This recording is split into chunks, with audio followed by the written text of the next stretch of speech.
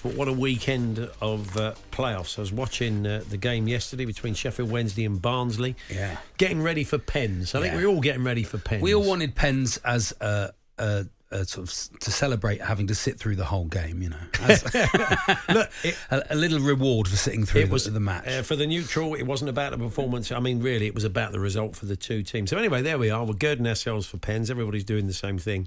And then this happened. Cue Jim Proudfoot. Gregory has it for Wednesday. He's clipped it inside the box, and Wednesday win it with a diving header from Josh Windass. Sheffield Wednesday back in the Championship, breaking Barnsley hearts in the last seconds of extra time. Wow. Yeah, it was Jim's commentary on talkSPORT. Yes, there was no coming back from that. Understandably, after the cameras had dealt with the celebrations after the final whistle, they did find Josh's dad. Found him in the crowd, understandably. Wearing Hull orange, I noticed. Yes, because he'd done exactly the same thing back in 2008 for Hull. He joins us now, Dean Windass. How are you, Dean? Hey, Dean. How are you doing? All right. Yeah, very wow. Well, look, congratulations to... I mean, what a day. I mean, I saw the little bit you put out on social media earlier on saying you've been finding it difficult every time you think about it not to cry. Listen, I cry at Middle. I'm really full.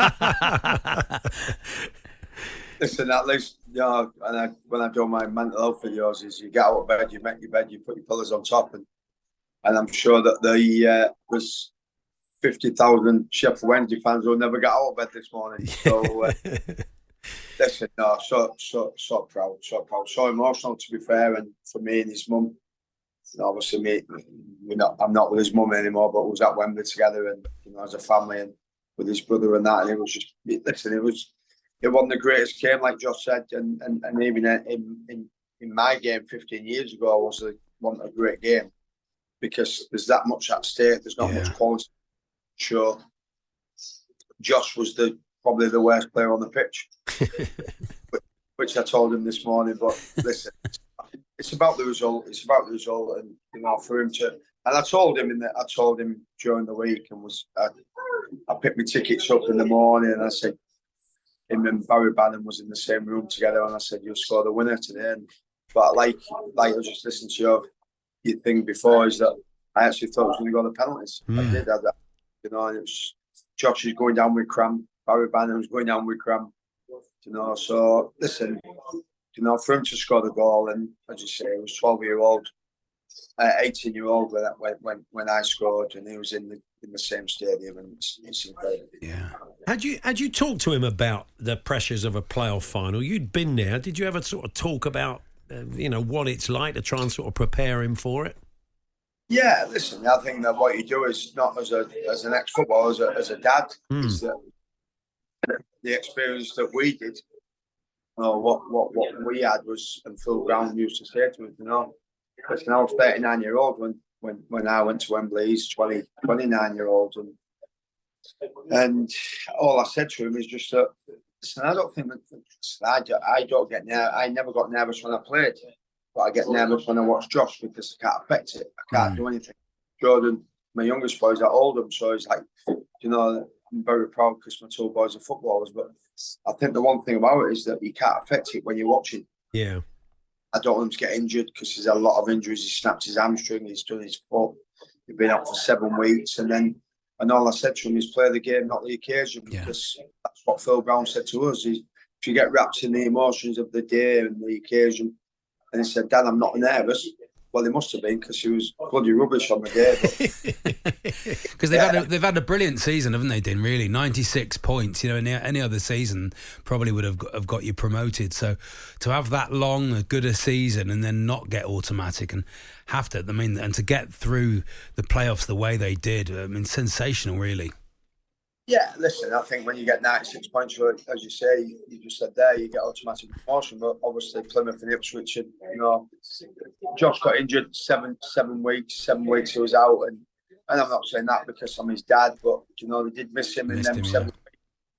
And even Big Morrow said, ex-teammate of mine who was Josh's manager, he's missed him. Yeah, it's just, listen, my phone's not stopped all day, and You know, I ain't stopped crying. Seriously, it's just like because he's. Listen, we all know as parents, if you're a parent yourself, is that I know he's 29-year-old, but he's still my little boy, you know. Yeah. And it was like I didn't know that the cameras were coming on me on Sky, and people were saying, "Bloody hell, Dean, cheer up." So I'm going, "What you on about?" I don't know. I'm just watching a game of football. And then when the Sky cameras said, "Will you come down and do an interview?" But listen, it's all about Josh. I've had my day. You know, and as you say, I'm the proudest man in Hull today. I'm actually having a coffee, and Josh will probably be thinking I'm, as he said on the pitch, 5 Jaeger bombs down. But I don't drink Jaeger bombs. But if you can get me 5 pints, I'll drink them. Are you going to go? They've got the open top bus ride this evening. You going along? No. It's one of them. No, it's all about him. Yeah. It's all about him now, and so now I'll step aside now, and you know, he'll go on holiday. He's getting married next year in America to Danielle, and you know, so I'll be going over across America, you know, to celebrate his wedding and that. And I'm just so pleased for the club, to be quite honest with you, for Mackie Football. John Sheridan rang me this morning saying congratulations, and you know, Sheffield Wednesday legend and a good friend. Listen, they're a massive football club, and they're well supported, and so I'm pleased for, as you said, my ex-teammate Big Moro. He's found it tough towards the end of the season because of the results, and is he going to get sacked? Is he going to keep him on? And this, that, and that. But listen, he's been very, very successful as a manager. Absolutely. 21, 22 games undefeated or whatever it was. But no, I'm so pleased for everybody, and as you say, as a dad, of course, you can imagine. Yeah, absolutely. Top parenting, well done. I mean, it's so hard to be a dad or a mum in any sort of level of sport, isn't it? So to watch them succeed like you have, especially when you've played, great job. Yeah, listen, it's tough, innit? You know, when you and I'm not going to sort of, when your parents get divorced. My parents got divorced when I was a young boy, and it's tough. And for me and his mum to be there, and his brother and that, and he could see us, you know, like crying together. You know, it's so special. That's why I get emotional. Yeah, you know what I mean? Understandably. Understandable. I suppose in the next round, we'll get round the table for Sunday dinner, Dean. It's going to be medals on the table. What was the best goal? Yes. Volley from the edge of the box, or a diving header, or a diving header. I don't know, you know. So we'll have to mark them out. You know what? But I think the one thing about it was, to be fair to him, for the first time in his life, he has been honest. Because my goal was better, but bit of shin on yours, I thought, Dean. I've just seen it, a little bit of shin on it there. Bit of shin. I said to his mum, because I was in the Bobby Moore suite, and I said to his mum, I said, I can't believe he edited it, because he loves his hair. He's that good looking, and I was ugly, so I could edit, but. Listen, I spoke to Mark Crosby this morning, Big Norm, and I said, "You'd have saved it, wouldn't you? You'd have saved it." Yeah. Listen, like you said there, lads, is we all expected, you know, as a neutral, you wanted penalties. You know, we watched the penalties yesterday with Stockport and Carlisle. Watched the Luton, the Coventry penalties, and I said to my friend, "He's going to go to the penalties this again."